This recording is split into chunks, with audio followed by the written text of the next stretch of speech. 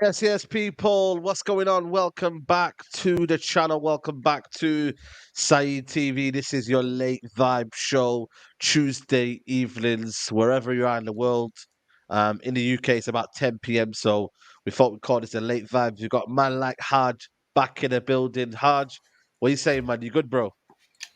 I'm all good, bro. I'm all good. How you doing? How's Adam doing? Oh, man, we blessed, man. I can't lie to you, man. It's all good. Can't complain. Alhamdulillah, as always, man. I'm all blessed. Adam, how are you, man? Everything all good? Yeah, Alhamdulillah, as you said, man. I'm all good. Happy to be back. Just a little chat. Late night for you, early evening for us. So Yep. good, man. All good. Yeah, absolutely, man. Good to hear from you as well, man. But we got a lot to discuss, you know. I can't lie to you, man. There's a lot to discuss today. We got the Kolo Muani and Højlund. We're gonna debate who suits our system better, who suits our style better. We got Johnny Evans. Can you believe it? Signs from Man United. It's a short-term deal, but you never know with this football club. And Tellez leaves the football club. Rashford confirmed signing. So there's a lot to discuss, people, man. So make sure right now you hit that like button. You subscribe to the channel. Subscribe to Haj as well. You get me? He's doing YouTube content as well. But let's talk about David Ornstein. What he said today, basically, is that Man United have agreed outline personal terms for Rasmus Højlund, gap in valuation. So we'll take time, but talks to continue over a deal. PSG also pursuing Man United in parallel dialogue on Kolo Muani and others. So this idea that everyone on Twitter was like, it's Højlund, it's Højlund. No, I said, you never know, man. Ten Hag has managed different prototypes of strikers. He's had Haller, he's had Tadic, he's had Bobby. Is it called Bobby? I think it is, or Brobby. So he's had different varied strikers. So, Haj, what are you saying, man, in terms of the strikers there? Kolo Muani, Højlund, just as a comparison, like, it's a bit different. They're both PMP, but I think Kolo Muani a bit more explosive though. But what are you saying about the two targets that's mentioned there, bro? Do you know what it is, bro? I think when I look at the two strikers, like I'm not gonna sit down and tell you, yo, like I've sat down and watched them for 90 minutes and this and that. Yeah, yeah. I've just seen comps here and there, done some intensive research on the two. Funny enough, as much as they might be similar from a PMP aspect, I think in terms of nines, they're two very different strikers. So, like for me, Yeah.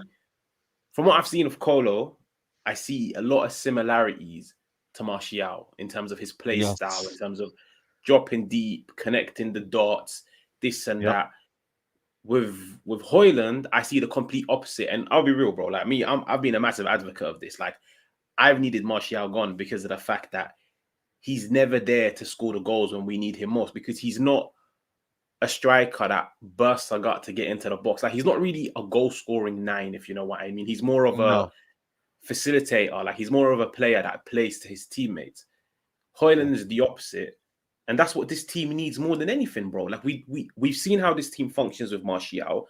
And don't get me wrong, like he brings a lot out of players like Rashford, Bruno, this and that. But last year, the type of nine that we needed more than anything was a fox in the box, chilling the opposition half, and just take your chances once they're presented. Yeah, 100%. Now, I hear you. Højlund, we are paying for potential. I'm not gonna lie to you. Who I get excited about more is Muani, but where I have to come back to my senses, Muani for me though, I wouldn't say he's an out and out number 9. Like I feel like he can play left, right. For France, yeah, I think they were playing against Ireland, and I think even then he was put on the right hand side. He wasn't put in the middle. So that's where I'm like, you know what? Whereas right now we need to buy a striker, and you know what I mean. Højlund would kind of fit that profile in that sense, but the only problem is with him though, he's not proven at all, man. Anything, Muani at least has mashed up work at Frankfurt. You know, he's got goals and he's got assists. So you've got the two different, you know what I mean, combinations there. But Adam, which one do you like? Would you probably prefer more, and which one do you think we need to go and get basically in terms of that striking options? Yeah, to be honest, I don't know. I haven't watched any of them too much, to be honest. Kolo Muani a bit more. My brother's very familiar with him, and he rates him very highly as well. But like you said, they are not exactly the same, so it depends. I would be excited with both of them, or any of them actually, but I don't know. I don't know. Like you said, an out and out striker, like more like Højlund. Fair enough, but I think we're paying for potential in both cases. I think because the thing with Højlund, he could be a proper monster, and we don't know. Maybe maybe he's Yeah. going to break through, and we're like, okay, you know what? Because signing Højlund now is not very much different from signing Julian Alvarez before he goes to City. You don't have much data, to be honest, when he's playing in Europe as well, but you don't have that much data, but you see that he's quite highly rated. So, but Muani, I think he looks good, but I don't think we're going to get Muani cheaper than Højlund. So No, we're not. That's the catch. That's the Yeah. catch right there. Muani will be close to, I said 80 to 100 million, around that mark. Whereas Højlund, you're looking at 55 to 60 million at Yeah. max. You know what I mean? That's where you're kind of looking at.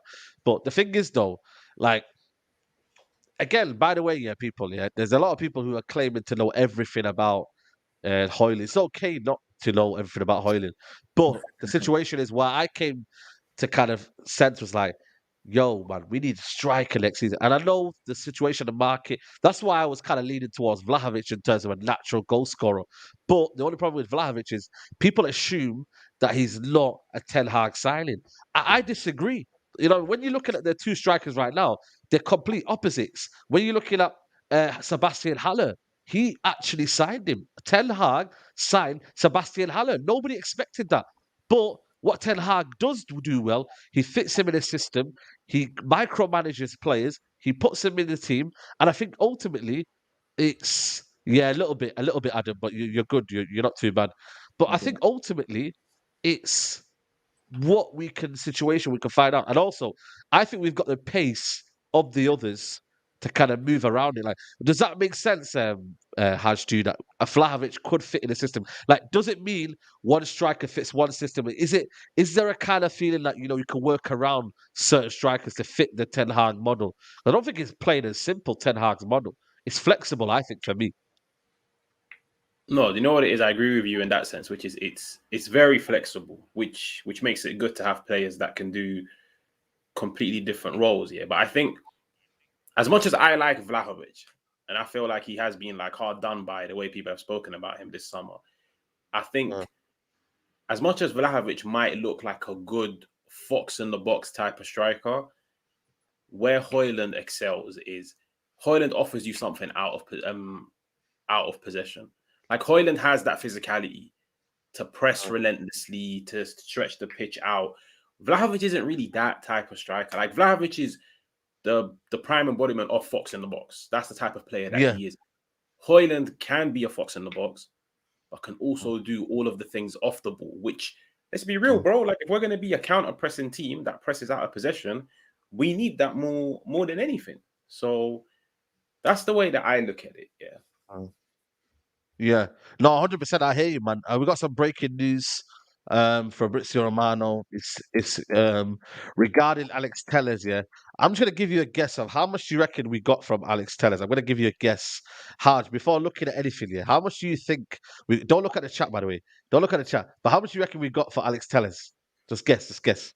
You know what it is? I saw it, yeah, but I'm gonna tell you what I initially had in mind. I saw reports of like 10 mil earlier on, so I was just assuming we'd get around 7, 8. 7, 8. 4 bloody million. United are an absolute joke, mate. 4 million. Is that what you can do, mate? This guy's a Brazilian international. At least dress it up like something. Flipping hell, man. Bro, you don't honestly, 4 million is wallahi, that is a joke, man. Like seriously, someone just please advise this board how to sell. Like, just get a guy who sells well in our boardroom. Like, just generally, it's 4 million. Let me just put it up for the people so they can check it. 1 second. Yeah, so basically, Alex Telles to Nassar, done deal, and here we go. Agreement ready after deal revealed today. Understand United will fee 4 million fixed fee plus add-ons, which I doubt will be many, to be honest with you. Total salary will be 7 million per year per season plus add-ons, exclusive story confirmed. Um, is anyone surprised though? Really? Like, let's be honest. I know I'm just kind of saying it, but at the end of the day, bro, just get a little like 10 million in it. Like a little like 10 million would have been calm, but it's probably his wages that probably was affected. I don't know what wages he's on. To be fair to you, I don't know what he's on. Let me know in the chat how many wages he's on. But I don't know. But at least he's out of the system. That's the main thing, isn't it? He's out of the system. He's gone, and that's it, man. But in terms of the actual deal, it's a joke, man. It's an absolute joke.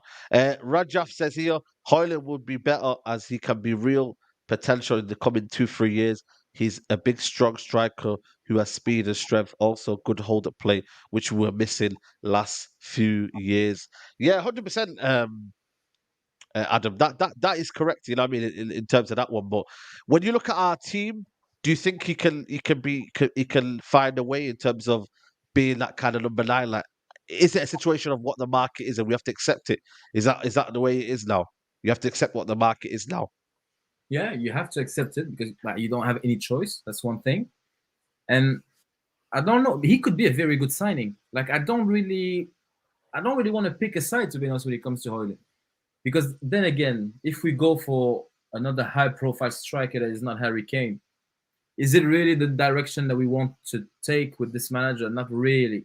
We want him to have a say in what he wants, and he seems to like this kid. So, yeah, but the market for strikers it's not that great, is it? And you can see that all managers are very, very flexible. For example, you have Klopp who goes from a Firmino to someone like Nunes to someone like Gakpo. You can see that he's very, very flexible. And the same thing with Pep.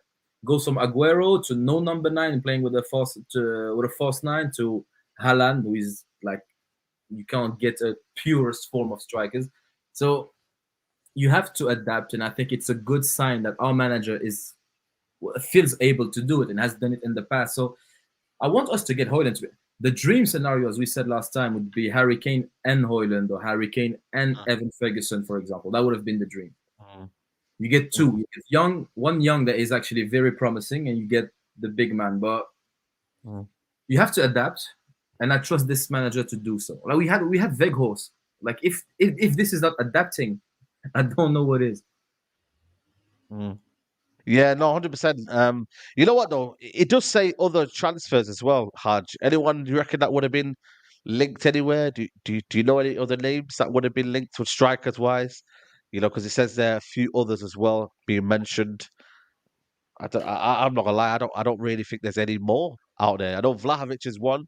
Harry Kane might be one, but obviously he would have mentioned that if it was possible. So I don't think it is possible. Is there anyone else there that would have been mentioned? Anyone that you can think of? Ramos, maybe.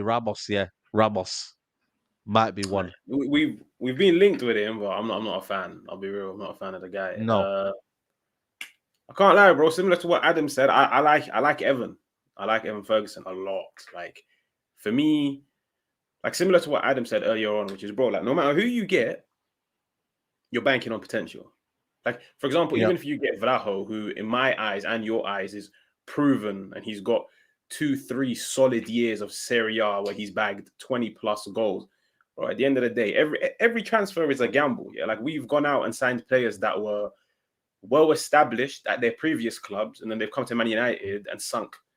So with Højlund, I don't really pay too much attention to his age, but bro, I'll be real. I've said it before on here, and I know people didn't like it. Yo, Ollie Watkins, I'm there, bro. Front row seats, but it's not gonna happen. Ollie Watkins, you know what I mean? Like, he's more proven than Højlund, but again, it's not going to happen, is it? Because A, I think Aston Villa wouldn't sell him, and B, even if Aston Villa were to sell him, they'd sell him for at least 50 odd million because that's just the way the market's going. But I get what you mean. You know what I mean? It is one of them situations where the market is that bad.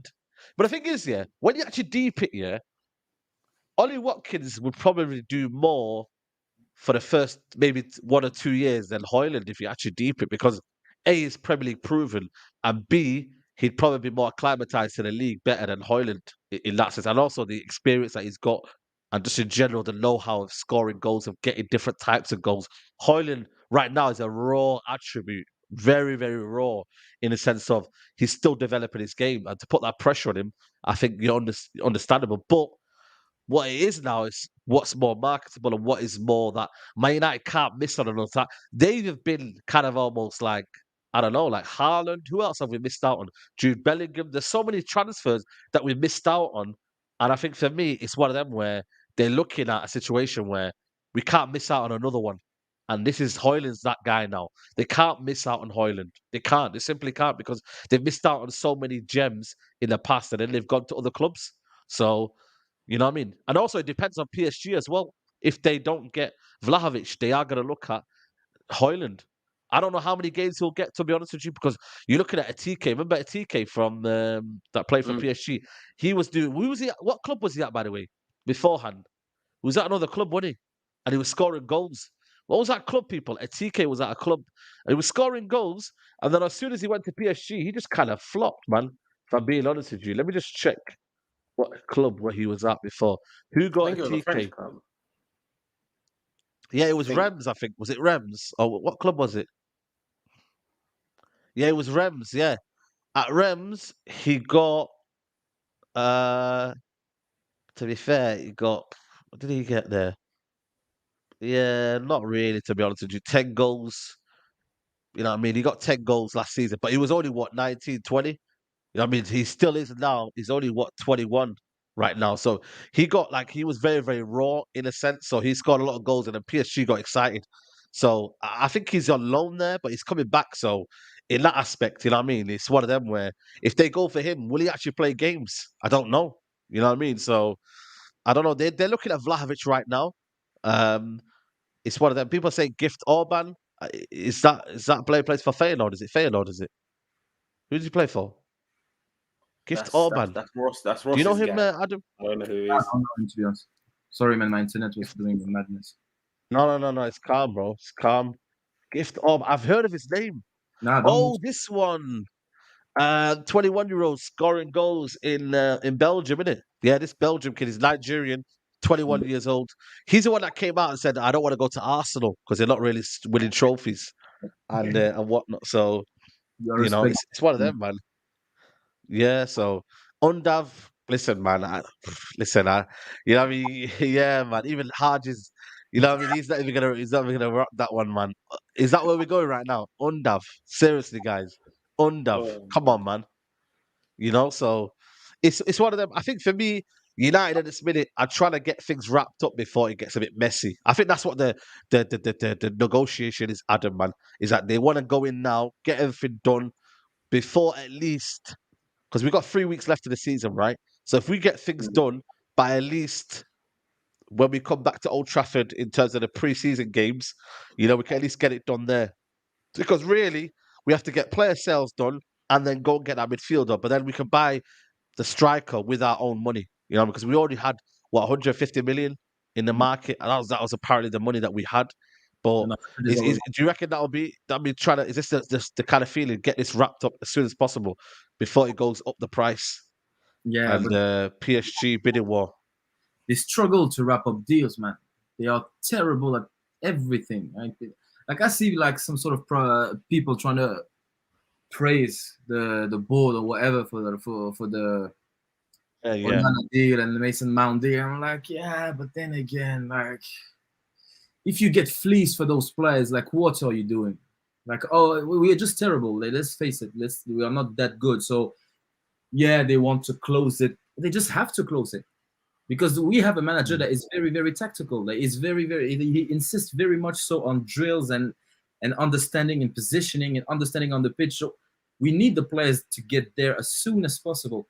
So even if that's the plan, it should be the plan. It has to be the plan. And I don't think they will achieve what they want to do, to be honest, because it's just not good enough. And a striker gets in, fine, fair enough. But I still think we are light, man. I think we need a lot to be spent. Where do you think we're light? Well, I think defense is probably the only one where we have quality and a bit of depth, not so much. But I honestly think we are shocking across the rest of the pitch. From midfield and attack is not that good, if you ask me honestly.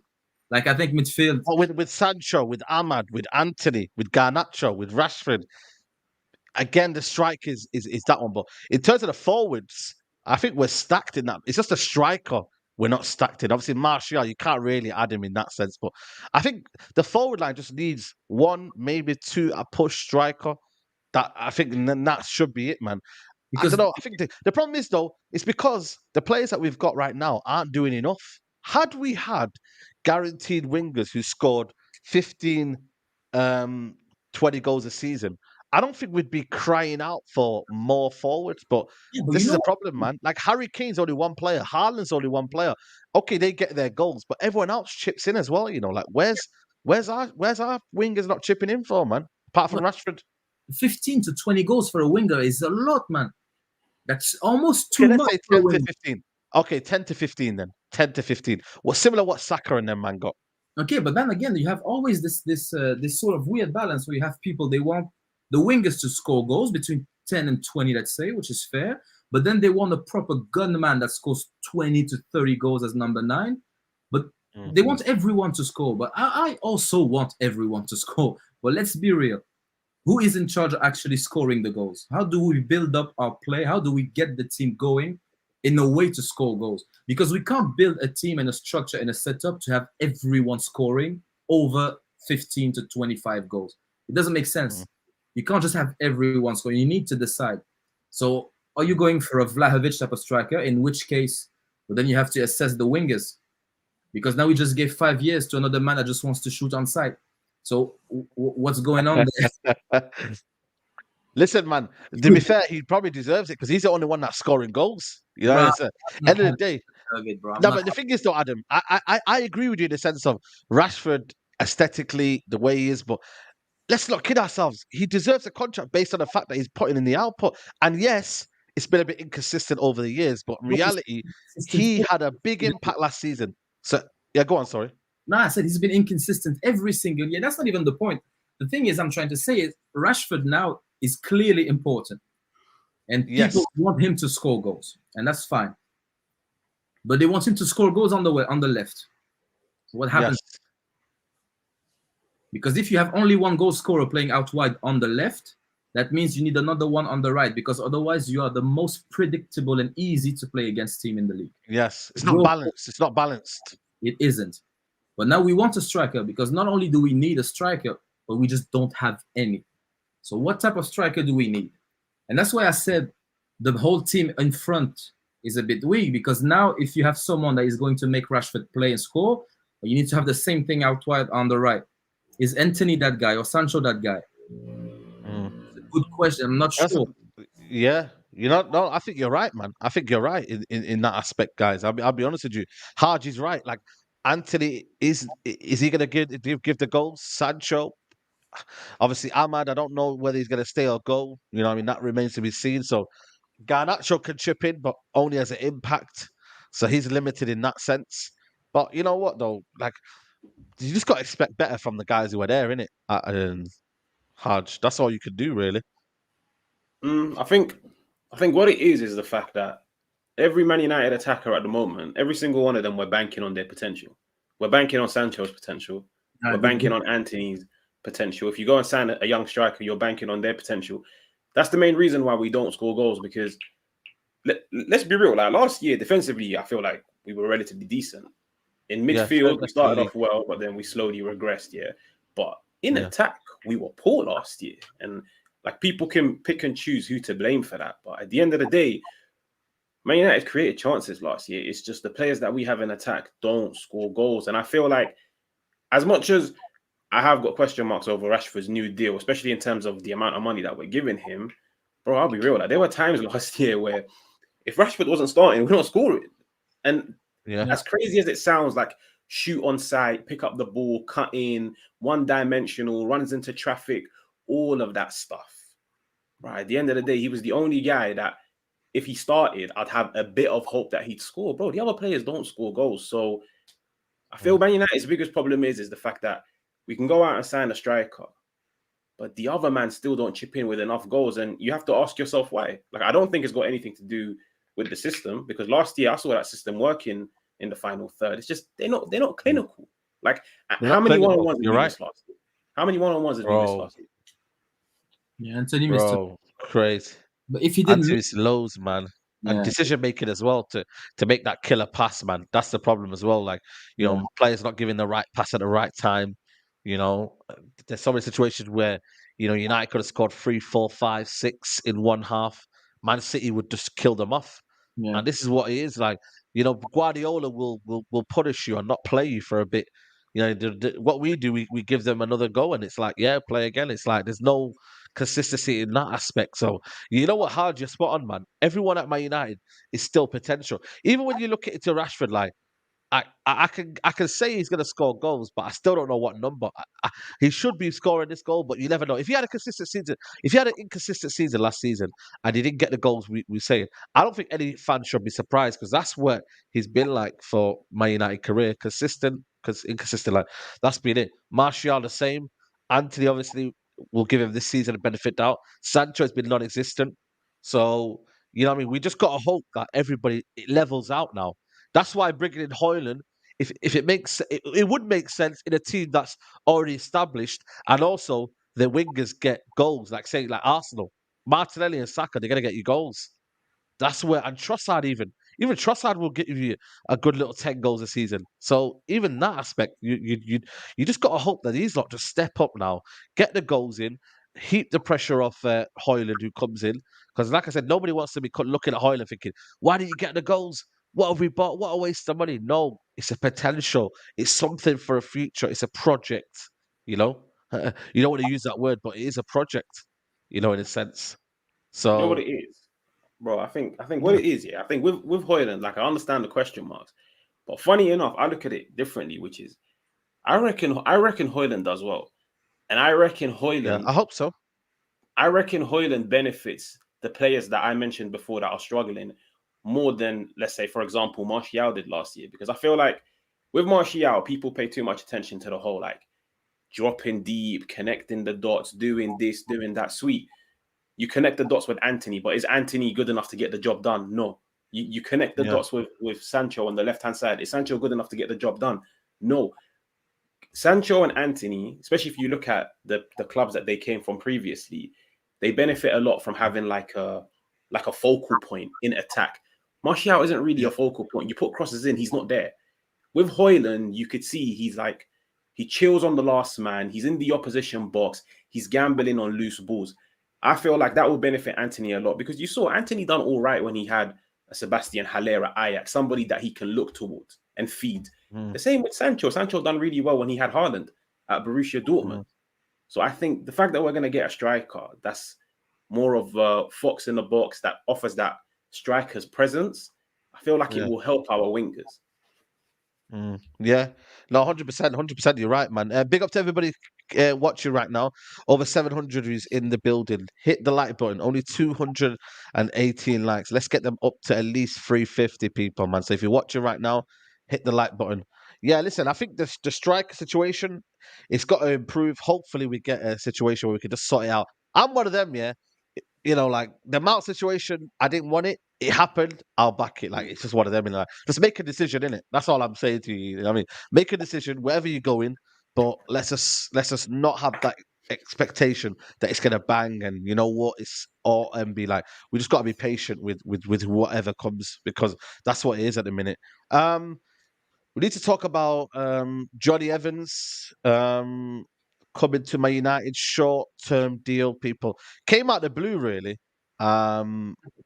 for Manchester United in a sense. No, it's not that one there. But yeah, listen, Johnny Evans, short-term deal till August, I think 31st. I think it is, or August the 1st, something like that.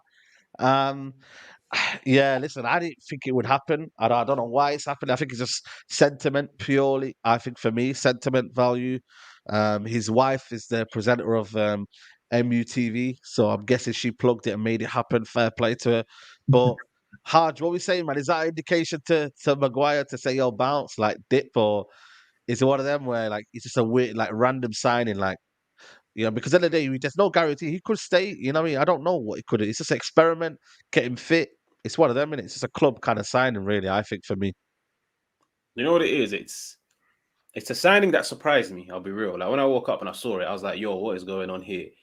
But I'll be honest. Like I'm not trying to say I'm an Evans advocate and I want Man United to sign him, but like for me, the whole thing, I don't really see any harm in it. If you know what I mean. Like for example, if we were to sign him, I know for a fact he ain't a starter, so I'm cool with that. Like the only time I've got a problem with signings is if they're starters and I don't think they're good. Yeah. If we're signing Johnny Evans and you're telling me, yo, he's fifth choice backup, I'll be like, sweet. Like, in my opinion, he's still Leicester's best centre half. Like, it's no surprise he was injured the whole of last season and Leicester went down. Yeah, that's a good point, Yeah, you're right. You're right in a sense. The Times are reporting Man United are not ruling out a longer deal for Evans. I hope that's not true, and I hope it's just a short-term deal. But like I said, if he is going to be fifth, sixth choice centre-back, then does it really matter? You know what I mean, Adam, in a sense? But it's a random signing, though, isn't it? Like, it's just one of them, like, really? Do you need to make this? Would it happen at Man City? I don't think it would. Would it happen at any other club? No. I think Man United only would do this sort of thing. Like, they would bring in back David De Gea if they could find a way to bring him back in the future. Not saying now, but in about 2-3 years' time, you see David De Gea coming back. I'm telling you now. But what are you saying? Nah, I feel the same as has to be honest. Nah, I actually like it. And I wouldn't mind if he stays. Not that I'm a big fan or anything, but he's a good centre back. Let's not get it twisted. And look, we have Varane, Martinez, our two best centre backs, and then it's Luke Shaw. And you could say Luke Shaw is like proper top three. And I think you could build a strong case for Evans not being that much weaker than Lindelof. Many people would pick Evans over Lindelof, and I wouldn't disagree. And like experience over Lindelof. Many people would pick him, and I wouldn't like it wouldn't bother me, to be honest, because that's another topic that is absolutely driving me insane, is how overrated Lindelof has been over the last year. I just don't get it. Wow. I think he's been playing well, I think Lindelof's been good, Adam, man. Good. You think he's been bad? I think he's been average. It's the same thing as when Maguire plays for England and he's not shocking, and then you hear like, "Oh, Rock at the back, my captain," and just like, he hasn't been dreadful. That's it. Lindelof has had some very, very good games. I'm not saying he's been shit every single time, but it's just Evans is a very good centre back. That's my point. I'm not dissing Lindelof. I'm saying Evans is a very good centre back, and if you look at them both, if someone tells me that they pick Evans over Lindelof, maybe I wouldn't. But fair enough. It's not that outrageous to me. And with the experience and everything, fair enough. Fair enough. Not me, bro. I'm not on the same boat as you. I've got Lindelof any day. Because the thing with Lindelof, his mistakes are so subtle that they go just unnoticed. He doesn't do howlers, but he's just all the time doing stuff that you just wouldn't notice that is very bad. And it just goes unnoticed all the time. And you have players on the opposite side who always do good stuff that go unnoticed as well. You don't notice. To be fair, you are right in the sense of, you know what I mean? I'm not backing him over the hill because he's been here 6 years and he's probably had 2 or 3 good seasons in that time. Like, you know what I mean? Like, he's not been a great signing. But I think for me, he does have some sort of like benefit to the squad in a sense of he can do your job for about 10 games a season. And that's what he is. If he's the long-term situation at Man United, that's where it becomes a worry. Because over a long-term period, he's not good enough. But as a filler, as someone who can just do a job, I think for me, it's not a bad situation. That's where Evans comes in. If I find out Evans is in the squad and he's third choice and he's all of a sudden ahead of Lindelof, I'm like, whoa, like that's not what I want to hear. 35-year-old Lindelof next to Lisandro Martinez. Nah, mate, less of that one. But you know what I mean? I don't know, man. Really and truly, United should have the best centre backs anyway, innit? Like Kim Min-jae, Varane, Lisandro, and another centre back should be at the club. That should be the 4 centre backs really we should be bringing in. Lindelof, if you could argue, should be sold about 2 years ago. We've kept him. He's done well last season. and it is what it is. Like, that's the way I can look at it. He's done But well. Hodge, what you saying? What was you saying there, Hodge? Go ahead, go ahead. Do you know what it is with Lindelof? I'll be real. Like I've had a very like love-hate relationship with Lindelof over the years. Yeah. But I think once you understand his strengths, like similar to what I said yesterday on Rance's channel, I feel like when you judge a player, you should always see like, do their strengths outweigh their weaknesses? Yeah. And I'll be real, like at the moment, in terms of how we're currently playing under Ten Hag, Lindelof's strengths outweigh his weaknesses, because I feel like before Ten Hag, Lindelof was being asked to defend in a way which he doesn't really have the skill set for. Like you can call them a box defender, where it's just put your body and put your life on the line and just try and stop the opposition from scoring. Right, you can see like nowadays, Man United, because of how good we are off the ball in terms of our shape, in terms of how compact we are, we're not really asking our defenders to defend as much as we were asking them before. And Casemiro being in the team helps a lot. So I feel like that's where Lindelof has flourished more, because you can see how tidy he is in possession. You can see the wide range of passing that he has. I understand people don't like his approach because he's very passive. Like he's not an aggressive centre half. But for me, like, I'll be real. Like in the summer, I always said, like, if Man United can tie down Lindelof to a new contract or just keep him as a backup, for me, that's as good as a new signing. That much because no. I think for me, that's why I disagree. I think for me, United should have went for Kim Min-jae, and as backup for Varane. The question did come up though with Varane. There was a big topical debate on Twitter. Not the place to have a debate, but it was there, and it was a guy who made a video about saying Varane has limitations and he should be sold. I didn't agree with be sold. I think he does have a future at Man United, and I think he'll still be here for the next 2 years, etc.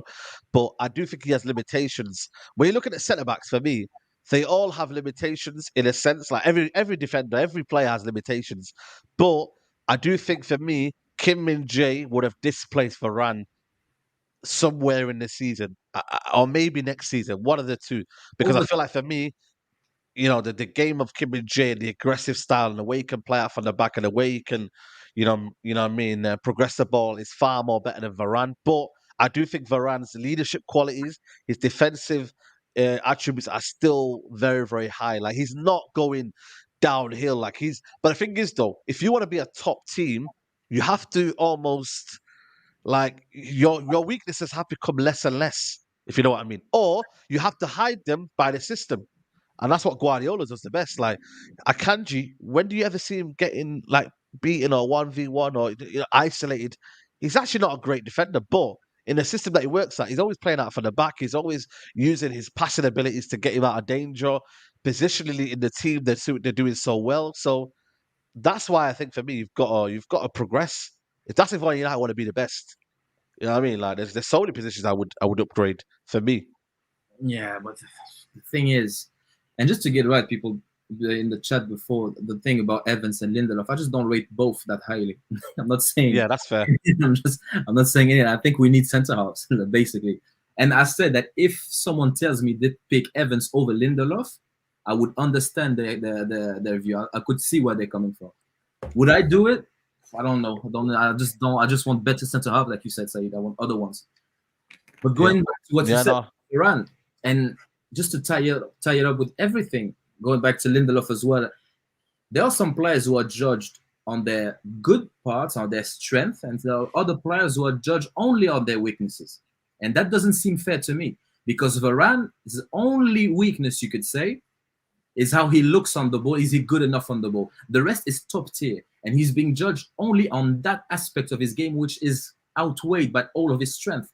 And another thing, as I said the last time, everyone around Varane improves because of his experience, his intelligence, everything. So, and then you have Lindelof, who has many weaknesses, but is good on the ball, and he's been judged only on that. And that's where this is where it's annoying to me. Like it's not even like we are talking about Lindelof and Varane. I mean, just say it out loud. Is Lindelof a better option than Varane? No, of course he isn't in any way, shape, or form. And we play our best football when Varane's in the team with Martinez, obviously, or Varane and Shaw. And it's not because Luke Shaw is Varane and Shaw. Yeah, I agree. Yeah, and then you see that Dalot plays very well next to Varane, because all of a sudden you don't see Dalot's weaknesses as much. So, and then if you improve the situation with Onana, then you get a better version of Varane as well, because he wouldn't be put in bad situations because of the passing. So now you get a better Varane as well.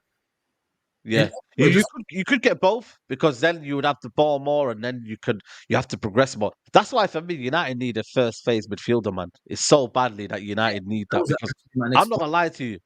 I'm not saying that Casemiro will get exposed. I'm not saying that, but when I looked at Inter Milan, Brozovic, Barella, like the way they were receiving the ball, even the other player, the Turkish player, what's that guy called? Hakan Hojlund, is it?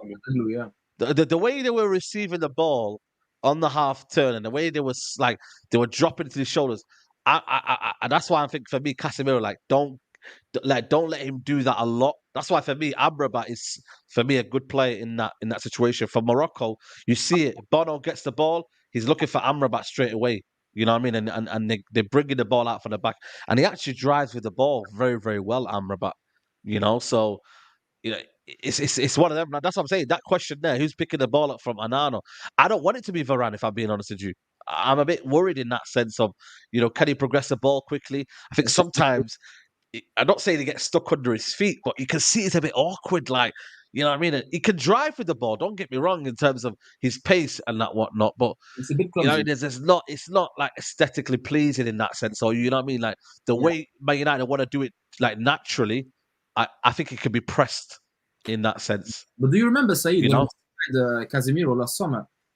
I said I'm afraid of him on the ball with what Ten Hag wants to play and how Ten Hag wants to play, even though I think Casemiro is top class. I don't see him as the best option, even though at what he does, he's one of the best we've seen. But I was catching a lot of hate. Like, you know how it goes. Oh, are you saying Yeah. Means you don't rate him. It means you don't rate him. You think he's dead. You think he's average. Exactly. That's saying. It makes sense to me as well. I hear you. You know what I mean? So I think that's the problem with perception and just in general opinion now, is that when you talk about a footballer's limitations, it doesn't mean that you don't rate him. It's just that you're just pointing out maybe a few things that you have concerns over. You know what I mean? Like, not every player is polished. That's why Casemiro was blessed to play with Modric and Kroos, because it enabled Casemiro not to do the roles that he wasn't good at. Let's be honest, like receiving the ball in the half turn, tight spaces, being able to dictate. Like, he was there as a destroyer. He was there to kind of, fight out fires and whatnot. Like, he was there for a different role and a different purpose. And that's why he needs a bit of help in that midfield. Obviously, Mason Mount and Bruno Fernandes are going to be there. I don't know what sort of role they're going to have in terms of how we're going to play the ball. I think we're going to play maybe pressing from the front and winning the ball high up the pitch. And that's why Onana will, in terms of the delivery and the actual, his kicking ability. Yeah, he can get that ball quickly up the pitch, because that's where the pace is. Anthony and that now can just run and keep going there, man. So, it's one of them, man. PSG, Atletico Madrid is contact. Oh, okay. Wow. Marco Verratti. Would you take Marco Verratti? Nah, I don't know, man. It's one of them. Like, I don't think we could do another player who's, again, 30 plus in that midfield as well, man. We need a bit of, we need quality. Let me see if the. Sorry? We need quality, man. We don't have much quality. Yeah. That's typical Simeone ball, though, man. Typical Simeone in terms of, having that, player that could just sit there and whatnot and do it, man. So, but yeah, listen, I think for me, midfielders wise, it's still a bit quiet. I think that will depend on us sales. Hopefully, Fred will go, and a few more of the players in there. And I think maybe McTominay, Maguire. Hopefully, Maguire leaves, and we can get some sales in there, man, because we do need another midfielder. That's so key, man, to get another midfielder in. Maybe Varela went to Porto, didn't it, Haj? Varela, the player that you were looking at, he went for how much did he go for, by the way? Was it 15 million or something? 25? What was it? I think it's like just under 12 million euros with add-ons. So that's mad in a dunya, man. Yeah, 10.5 million. See, this is what they do, Portuguese league, yeah. And people these English clubs, yeah, I don't know why they never ever buy into it. They buy all these South American talents here every single year. Watch out for the Portuguese league. Look at how many South Americans play in that Portuguese league. and they do it every year. They bought Enzo Fernandez. Benfica bought it for 10 million, and now he went for 105. Porto will do the same. They got it for 10 million, and they'll buy him, and then they'll sell him for 100 and whatever he does, and however matches up work. But just to confirm, this is it. Alan Varela, Boca Juniors, 10.5 million euros, which is about what, 8 million, 9 million, like if that. Final 12 million package. It includes 20% sell-on clause. So fair play to Boca Juniors. They'll get a 20% sell-on clause, and obviously Porto expect to seal that deal to be signed. 21 years old, apparently 22 years old. Listen, man, this is what they do, Haj, man. United, if they could do that, then we'd be crazy, man. We'd be getting South American talents like there's no tomorrow. Every South American talent that comes every time, like Chelsea are doing it well at the minute. They're getting a lot of South American talents.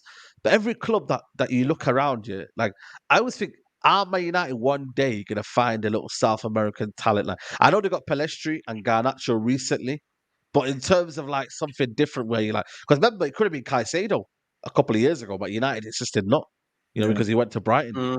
But are United ever gonna get like a little midfield talent, like a little midfield gem? Are we ever? Like, do you know what it is, bro? I think you have to look at these teams, yeah. Like, don't get me wrong. Like, when it comes to the Portuguese league, like, of course, your Sportings, your Benficas, your Portos, they've got their own expectations just as much as Man United do, where some of them have to compete for titles, this and that. But I'll be real, bro. You see, with those teams, they specialize in player development. I feel like with Manchester United, and I'll be real, like I'm a culprit of this, yeah, which is we'll sign young stars, but we don't really have the patience to gamble on their potential, or if anything, to aid them in fulfilling their potential. Yeah, bro, you have to bear in mind, like Benfica are one of the best feeder clubs out there. Porto, Sporting Lisbon, like what we got Ronnie from Sporting Lisbon, yeah. But those teams, they love to gamble on these players. Like there was even a player that I was banging on about throughout the whole summer from Feyenoord in Kokchu. And funny enough, he went to Benfica, bro. 30 M's. Bro, Benfica, that's what I'm saying to you guys, man. Like these Portuguese clubs, man, someone needs to stop them, man. How do you spell him, by the way? How do you spell him? Kokcu. Bro, like this, I'm saying, like, someone needs to stop the Portuguese league, man. I'm being serious with you, man, guys. Like, someone needs to stop that league because it's getting a joke, man. The amount of talent that's going there, and then they end up selling them. And you know what? I get it, they're a selling club. I understand that, and I think for me, that's what they do. But I mean, this is, and I think he's gone for peanuts as well. Because 25 million euros, I think it was something like that. So, Do you know what it is? You know what helps them a lot, and it's something that United don't do, which is these clubs will sign these young stars, like these 2, 3, 4, 5 million, a lot of potential, but at the moment they're not living up to it. But what it is they don't throw them into the deep end from day one. So they'll still have their first team players, and then they'll like slowly integrate them into the team. With Manchester United, we can have our first team players, but we won't integrate these young players. Yeah, like let's be real. When you look at Man United, we're not the Man United of the 1990s that used to give young players an opportunity. Yeah, like if anything, our first team players start week in, week out, and we're all sitting here praying for a young player to be given a chance. In those leagues, in those teams, they give young players an opportunity. And the thing is, bro, when you sign players of that potential, sometimes all they need is just one game to showcase it. Like there's even one player that's in the Argentinian league in Redondo. Like he's another one that I'm trying to. Someone said it in the chat. Yeah, he's another one. Like I'd love for Man United to sign him because he's being quoted as 10, 15 million euros. But do I think United will do it? No. No, not a chance, man. No, that's the thing, Jan. Yeah, go on. Sorry. Someone in the comments said we're not even developing our first team players. I think that's a good shout, to be honest. Like we had Pogba and we had Mata. Like when we bought Mata, that was a very, very good player at the time. And yeah, man, that's a good shout as well. And we want our players to be homegrown, Premier League proven. There's no way we're going to get them from South America. Let's face it. They can't be those things all at once. So I don't know. Like I think we were linked to Alphonso Davies before he went to Bayern Munich for very, very cheap. Pulisic, the same thing, and we didn't go for him.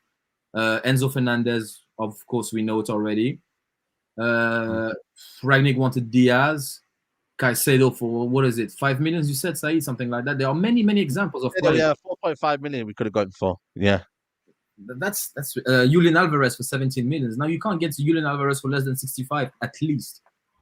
At least, But the thing is, though, I feel like the problem is, we haven't got the correct scouting department to do that. And again, this is why I always say, like, or madness and all this and that and like, I would never do that because I feel like for me, there's always one stuff they're doing right for every stuff they're doing wrong in it. And for me, that inconsistency, I can never credit that for me. So do your job properly, sorry, and we can go and do that again. This is what I'm saying, like missing out on certain targets and whatnot. It's one of them where it's just it's not good in that aspect, and this is why Ten Hag now is taking control of the market.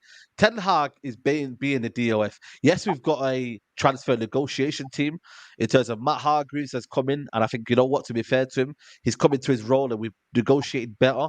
Than previous seasons. So I've got to give him credit, Matt Hargreaves. But like I said to you, the players that we're looking to, Ten Hag is driving majority of the transfers this season. Mount, Onana, and then this one now coming, Højlund. Yeah, well, we gave Ole 3 years, so that should tell you pretty much everything you need to know about the situation. Like, and we let it pick up. So it makes sense that they let Ten Hag take care of business because they did the same thing with Ole and he didn't have a clue. So I hear that, man. I hear that. Yeah, the Kudus one, he might be going to Arsenal. There's some rumours today of him going to Arsenal. I mean, it's one of them. You either get Mason Mount or you get Kudus in it. It's one of them. Like, who are you going to take? He chose to get Mason Mount. Kudus will probably go to Arsenal, and then we'll find out where he does there. But so you can't get every single signing. That's just it's just one of them where you just can't, innit? You know what I mean? But maybe that might be Kobe Mino. He might be the one that Ten Hag might be looking at, thinking, "Yo, like we don't need a midfielder, man. We can go and play Kobe Mino. He could be the player." So I do think for me that midfield is still a bit light in terms of if Fred does go. Eriksen again. Are you guys banking on Eriksen this season? Do you think he can give us a bit more? It's Eriksen second season. I don't know, man. He'll still probably get the highest assists for some reason because I feel like he's that sort of player. But I think his overall game now is a lot of deficiencies in there, man. So again, he might play, he might not play, but there's a lot of positions that we could have added to it had we not maybe, like bought certain players. Like Eriksen one was a signing that we needed to make, but did we need to make it at the same time? Like, because it was such a stopgap signing. He was 30. He was probably coming towards the end of his career. He's been through a lot as well. So did it need to be that sign that we needed to make? I'm not sure. But Soon says here, we said, why can't United find the next gem? We are now going that direction with Højlund. Let's trust Erik Ten Hag. Yeah, you're right. Listen, I don't really like the word trust the manager, if I'm being honest with you, because I feel like it's very, very vague. Because at the end of the day, managers can get transfers wrong as well. Yes, I trust him in the long run of what Man United are going at, but then you can also disagree with particular signings and whether they, for me, like they make sense right now. So that one for me, we're paying for potential. When I'm just got fears for next season, everybody's going to be moaning. We haven't got, we can't score goals. We don't. And I've been saying, well, hold on a minute. We should have really gone for maybe a proven striker in that aspect. So that's just the way I kind of look at it. But of course, man, trust the manager at a minute. Like we're going to do that, But you can disagree with certain things that the manager may be doing, in a sense. Yeah, but I agree with you. I don't do blind faith, to be honest, in anything. There you go. There you go. Yeah, like I'm not going to. Saeed, who would you want? For me, it'd be Vlahovic. I think for me, Vlahovic would be more of a proven striker. And I think for me, this notion, and this is where for me, I find it funny, if Man United were linked with Vlahovic, everybody would be campaigning, Vlahovic is the best thing. I just think right now, everybody's just gone on a wave of Højlund's the next big thing. So what is basically, I feel like, everybody's just saying Højlund because the manager likes him, but in reality, they've never watched him. They've only seen highlights of him. And they are banking on things that what could be. I'm just telling you what I've seen of Vlahovic, and I think he's a good goal scorer. Okay, last season he didn't have the best season, but I think for me, you've got more of a proven goal scorer than Højlund.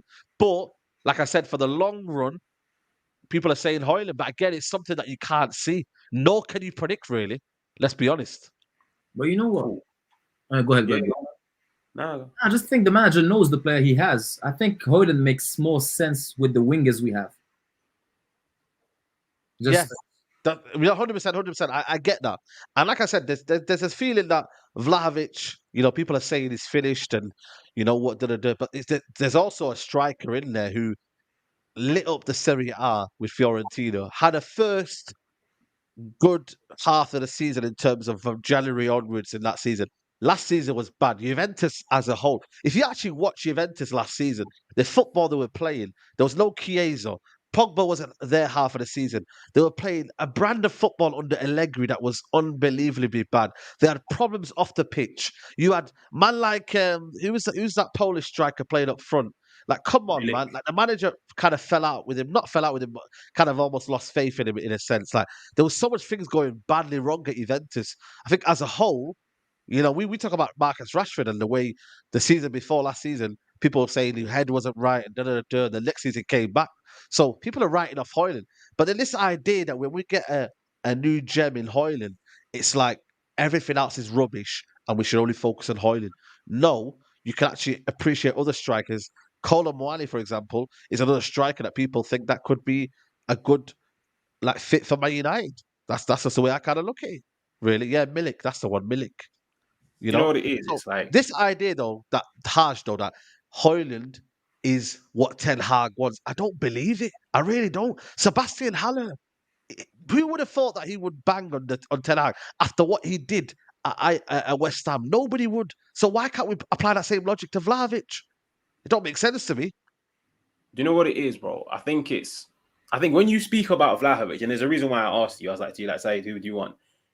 I think you focus a lot from the goal scoring aspect. Yeah. If you were to look at every single player that we've signed this year excluding Onana because he's a goalkeeper, but you look at Mount and you look at we're being linked to Amrabat and then Højlund. The one thing all three of those players have in common is they have those physical strengths that can aid a team that wants to press from the front. So that's why, as much as I've been an advocate of Vlahovic in the past, I understand why Man United have distanced themselves away from Vlahovic, because Vlahovic will give you those goals. Like, don't get me wrong, Vlahovic in the right team will get you goals, but Vlahovic won't give you what Højlund gives you out of possession. And I feel like that's the type of team that Ten Hag is trying to build at the moment, one which is physical out of possession.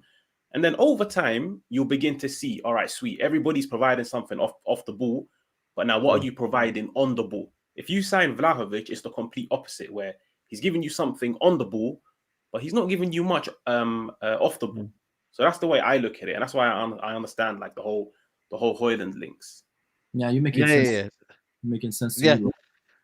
Yeah, no, 100%. Listen, there's a feeling that Højlund does fit the system or whatnot, but I genuinely think for me though, Sebastian Haller didn't fit the system. There's so many strikers that I think Ten Hag has bought that might not fit the system, but you know what did a job for Ten Hag? I think Vlahovic's overall game, yes, it's not the PMP nature. He doesn't run down the channels. He's more a fox in the box, edge of the box. You give him a sniff and he'll score goals. He can give you a few link-up play. He is tidy in possession. You know what I mean? He can drop a shoulder and leave it on for certain people.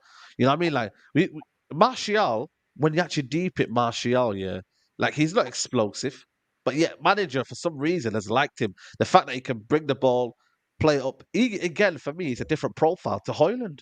You know what I mean? So yes, Højlund is the guy, but I do think Ten Hag's system. A lot of people, when you actually watch Ten Hag, they didn't think it would be like that this season. They were kind of surprised. Even I was surprised at Ten Hag's style of play. I thought it'd be a bit more methodical. I think there'd be a bit more openness, a bit more style, but it has been a bit stubborn. It has been sometimes defensive shape and keep your structure away from home. There's been a bit of a conflict from home to away. So it hasn't been a complete style of performance. So that the notion that everything is so black and white with Ten Hag, it's not. That's why I'm saying to you, don't just discount everything around you. Just think Højlund. That's why we're linked with Muani and so many other strikers. So you just don't know. There's no black and white as to what Ten Hag would like, as what the fan base are saying. And that's why I just want to create that open argument to say, you know what, it's not just one or the other. There's a few, so but hopefully, like I said, hopefully Højlund bangs.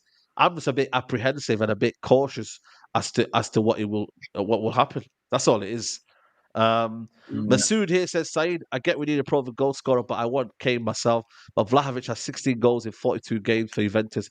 That's hardly proven. Yeah, listen, he obviously the Fiorentina thing happened, but Juventus, like I said, he had a first half of the season very, very good. Last season, that's what I'm saying to you, it was a very, very bad season for him, injuries wise, but also Juventus as well. He was in and out of the team, and bro, if you actually watch what Juventus were last season, you'd know why, man. Nobody really performed well. Maybe Di Maria at best performed for Juventus. I don't think anyone else did, to be honest with you. So it is what it is, man. It is what it is. But other than that, we should hopefully sell Fred and a few more, and then that should be it, man. Hopefully we should get this Højlund deal wrapped up, or whether the striker is soon, and then we can move on to other targets. Let's see. Let's see, people. I think has made a good point, man, about the physicality. I think it's very, very important when you look at Amrabat.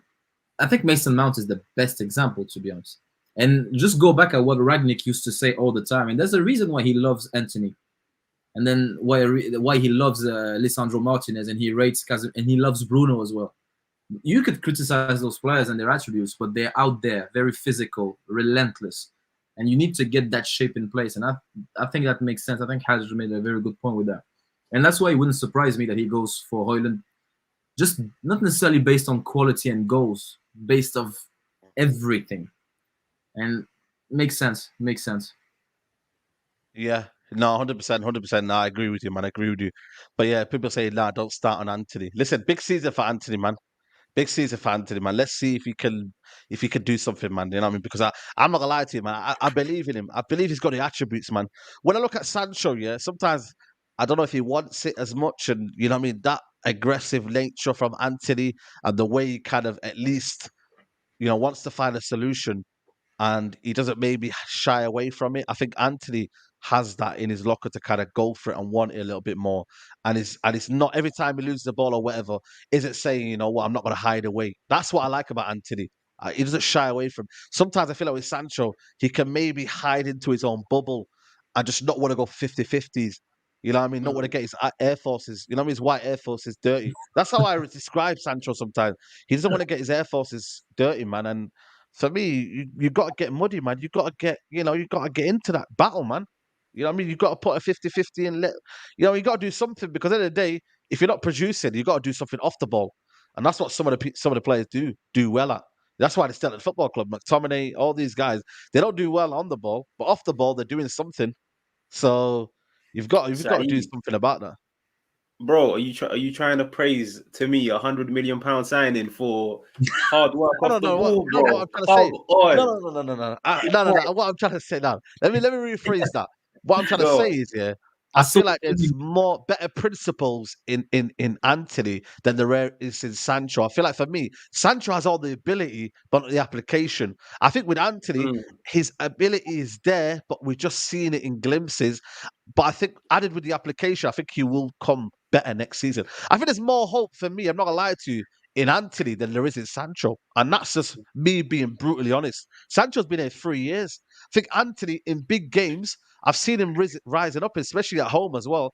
There's been some games where I think, you know what, man, stood up to the plate where I didn't think he would. So I think Anthony's got a bit more of a ceiling to reach. Sancho, I don't know if he suits the nature of the league as well. I think Sancho's a very... No, it's true though, Haj, man. Yeah. Okay, let me ask you a question. Who suits the league better, Sancho or Anthony? I think it depends. I'll ask you the same thing. Come on, man. It's Bro, Anthony. I'll be real. Come on. Who suits the league? Who suits the league better, Dan James or the Juan Mata? Sorry? Who suits the league better, Dan James or Juan Mata? I think they both suit the league, to be honest with you. Okay, so what's the argument in this favor in favor of Anthony? This one is what Sancho and who suits the league. It's more black and it's more like it's more black and white than Juan Mata and thingy. Do you know what it is? And Dan James. It's like, who suits the league more? You're basing it on one of them has fight, or as you said, application. No. I think for me, in terms of a game plan, in terms of what you can build around, in terms of, you know what I mean, a threat. I think there's a threat more in Anthony than there is in Sancho. Let's be honest. Like in a big game, I disagree, man. I genuinely disagree. No, I like this. You tell me a game. You tell me a big game where you thought Sancho absolutely was the man of the match, or was close to man of the match. Him and Anthony on the wings against Spurs in the first part of the season, they were both brilliant. It was probably one of our best games of the season. Oh, you know what it is? Go ahead, Spurs.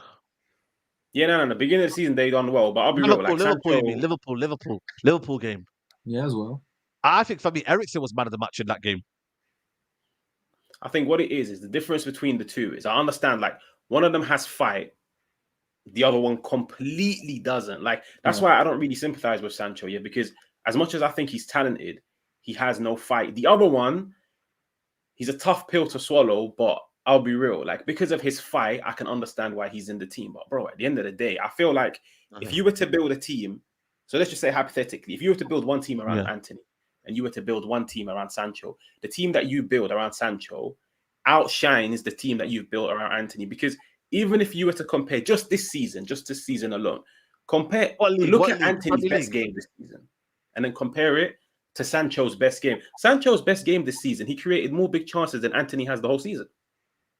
Who's had a better? No, but creating big chances, like it's one of them. Like sometimes I don't buy into creating chances. I want impact in terms of scoring goals or having an influence. Barcelona, look at that game against Barcelona. Sancho can't do that. Come on, man. Anthony came in and just destroyed it. Come on, man. You seen it, bro? Come on now. Came in and mashed up work. Nah, come on now. I think Sancho's... 1 second, sorry. I agree with you in the sense that a player that doesn't have a in him... cheeky. That's cheeky. That's cheeky. Nah, I agree with the thing. If a player doesn't have a fight in him and you can't put that fight in there, what's the point? But I think Sancho is a much better footballer. And I think he's been overly criticized, even though I agree that he's been poor. Yeah. But I think Martial's a better footballer than Højlund. But who's going to play next season? Højlund. So that's why the argument for me doesn't hold a lot of it. But it's true though. It's true though, right? If Martial's a better footballer than Højlund, yes or no? Yeah, it depends. Come on, man. Let's not discredit Martial. Martial's a better footballer than Højlund in terms of his on his day and what he can give you. Martial's a better footballer, right?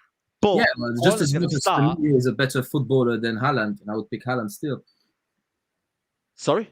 Just as much as Firmino is a better footballer than Erling Haaland, and I would pick Haaland as a number 9. Yeah, that's what I'm trying to say. I feel like for me, I hear you. I look at Sancho. Listen, again, I'm not trying to discredit the guy, but I just feel like for me, I just see more attributes in Anthony right now for me to believe in more than Sancho. I just think he might get more goals in terms of next season. I think he will contribute in some way in terms of the system, in terms of how we play, dragging players out of the team and creating space for others. I just think maybe Anthony's got better attributes, and obviously the PMP nature.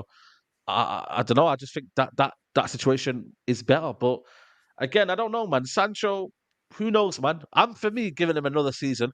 I'm gonna give him another season. If the offer came in of maybe 50, 60 million, I'd consider it and go getting another winger. But what can you do? You know what I mean? It's just what you know what I mean. Musa's messaging me now. What's he saying, Musa? He's saying Anthony has never done it in any level yet. Sancho's already done it. I knew it. This guy, he's got an agenda against Anthony. No. Do you know what it is, Saeed? If I was to say to you, like you just said, you feel like Anthony has more, he has better attributes than Sancho. If I was to say to you, can you list me those attributes, but don't include any physical ones or ones that are related to mentality, like fight? No. I think Sancho's a better footballer than Anthony. Yes. No, that one I'm not disagreeing. Sancho is a better footballer than Anthony. But there's a problem is though, being a better footballer sometimes doesn't Like, you know what I mean? It doesn't correlate onto a football pitch. And I feel like he doesn't show his attributes. If Sancho is probably the best winger we've got at the football club, probably be a better footballer than he's a better footballer than Rashford. He's a better footballer than Garnacho. He's a better footballer than most of them players, technically wise. But can he correlate it to a flipping game? And no is the answer. No is the answer. That's just a problem. And what more? If I've got a Ferrari, I've got a Ferrari, right? And I don't have the keys to the Ferrari in my garage. Is there any point in having that Ferrari? There's not. I'd rather go there in my, you know what I mean, in my GLA or whatever I've got here, and at least I know I've got a nice car in it. You know what I mean? You know you got AMG, you're just relaxing, the humble life, and you know what I mean. You can move on with Anthony. I'd rather do with that. You know what, Say? The thing is, people want to have the good bits or the good attributes jump at them. They don't want to watch the game. You want the things that is easy to see. Anthony fighting with that guy in the Champions League, just screaming at one another against Atletico. I don't know which club. People want to see stuff that is easy to see. That like, okay, goals, tackles, fight, slide tackle. But there are some things that you need to look, and then you see them. And Sancho is more like that. Can the manager improve him though? Can the manager improve Sancho? Are we saying right now, yeah, the manager can improve Sancho? Because I think he can improve Anthony. Can he improve Sancho, do you think? Another thing, when the team... I think it's the opposite for me. You know what? When the team is not... Oh, it's the opposite. Okay. You know what, Said? When the team is not working out well, and then you have a lot of players that are not good on the ball, the only ones that will shine are the ones that have fights and that shoot and score goals. Yeah. You will not appreciate the other. If you remove every bad technical player in that team and then you put only good footballers, then you'll see a completely other version of Anthony, of Sancho, and all of those good players that we have. Yes. And then are players that you need to start the game with, and then there are players that you need to bring on. I think Sancho is a better starter than Rashford, and I think Rashford is a better sub than Sancho will ever be, just because of the impact that they bring. But grow into the game, I'd much rather have Sancho get possession, get to halftime with a goal lead or maybe 0-0, and then if you need something off the bench, I wouldn't bring Sancho. I would bring someone like Rashford, someone like Anthony, someone like Garnacho, different profiles. This for me is sums it up. Big up to Tyrell Gunner TV, man. Sancho's a good player, but he doesn't fit the way United play. I think that for me sums it up, man. Whereas I think Anthony suits the way Man United are going to play. Aggressive, quick on the counter, transition. Sometimes can hold the ball and play possession and whatnot. Like bit of mixture of both, a bit of raw, like attributes in every area. Whereas I think Sancho will only give you maybe one side of his game, and that might not be enough. It's not like, you know what I mean? Like you're not going to see it as much, and that's just the reality. That's exactly what I just said, though. You're not going to see it, but if you look for it, you'll see everything. Will the manager prioritize that, though? Will the manager prioritize that, though, Adam? That's the key question. Will he prioritize seeing the qualities of Sancho, or say, you know what, Sancho, you're going to have to evolve into what we're doing, like Anthony, like Garnacho, like Rashford, who are of that ilk, like a Højlund is going to come in now as well. You have to evolve with us, but he's not that player. So then it's like common denominator. What do you do then? That's why I think for me, it's a lost cause. I want him to do well, but I'm just like, so the kind of almost like not similarities in him versus the rest is crazy. Amad Diallo might be another one. So hopefully, like I said, we'll find out with Amad Diallo whether he fits into the plans or what. But I don't know, man. Like I said, I'm not saying Anthony's the best midfielder, the best winger in the world, by the way. I don't want to come across like I think Anthony's amazing. He's got to do so well this season. I expect a lot more. The expectation of Anthony has gone from here to there now because you're in your second season. You should have acclimatized. You need to polish your game better as well, you know? So it is what it is. But yeah, guys, it's been a good debate, man. I didn't expect that debate at the end. You know what I'm saying to you? So big up to everybody in the chat. I don't know how many likes we're currently on. So please, if you are watching right now, let me just check here. 363 likes. Let's get that up to 400 people, man. It's been a good debate today. Late vibes. We went currently above the time, but listen, man, big up to Haj. We got a Roma shirt there, man. Forza Roma. What are you saying, man? What you got content coming up? Yeah. I'll be back this week sometime, bro. I'll be back this time. No day, no time at the moment, but it will just be freestyle. Yeah, absolutely, man. Make sure you go follow Haj on his channel. Link is in the description below, people. Adam, let them know what you do. Have you got anything going on? Yeah, and I just Twitter some random tweets, man, and then I go back to normal life stuff. So Adam Man Red on Twitter. Yeah, absolutely, man. Guys, there's no content tomorrow. I'm gonna be in Scotland. I'm gonna go to the preseason game, man. I'm gonna do some scouting on Kakare. You don't know if you know that baller from Lyon. Anyone else that you Leon. want to check out? Cherky, is it Cherky? Hopefully he plays tomorrow. Yeah, man. So I'm gonna be doing some Leon scouting, man. So I might go see what Kakare is playing, how them man are doing. So no content tomorrow. I might do a vlog. So make sure you check out Sai TV. But yeah, no live content tomorrow.